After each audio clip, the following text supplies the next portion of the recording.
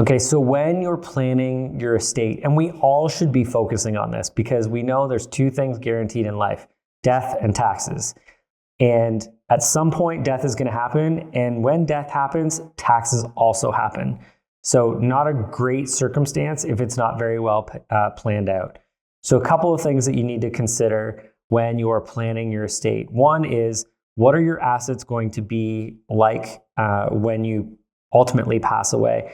And we don't always know when that's going to be, but we always want to plan for it to be the most efficient tax outcome upon death. Because here's one thing that happens that you need to be aware of.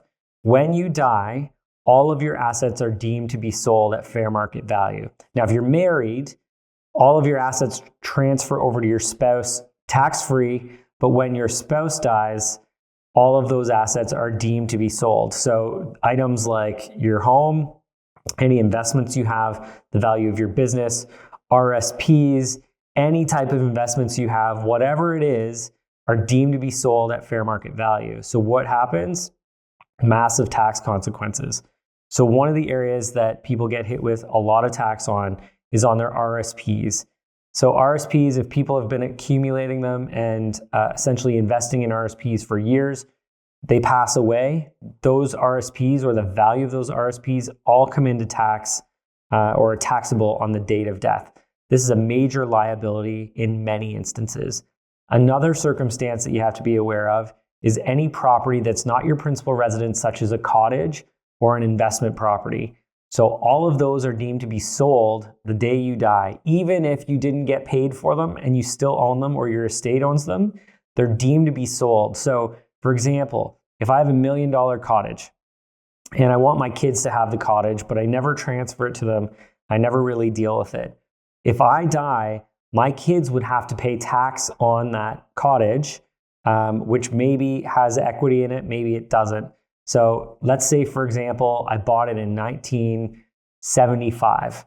If I bought it in 1975, it's worth $1 million. It's deemed to be sold at $1 million. My cost base was likely zero or close to zero. Maybe it's $5,000. Let's just say it's zero.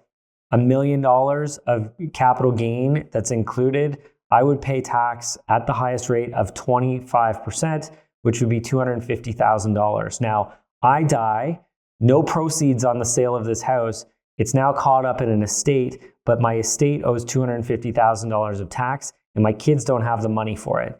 That becomes a major challenge. There's ways to avoid this and to better plan for this. So this was a good example of something that's deemed disposed of. You didn't get cash for it. There's going to be a tax bill. Your estate has to handle it. And if it's not well planned for, you can put yourself and your family in a very dire financial need. In many of these instances where there's a cottage, like the example I used, it's a family cottage that you really want to keep in the family forever because there's been so many great moments in history that have allowed this. Well, when you pass away, the kids have no choice but to sell the property to pay the tax bill. If this is something you don't want to have, you need to be planning your estate in advance. So there's lots of circumstances. Again, when you pass away, everything's deemed disposed of. So keep in mind that that's going to bring in a lot of negative tax implications.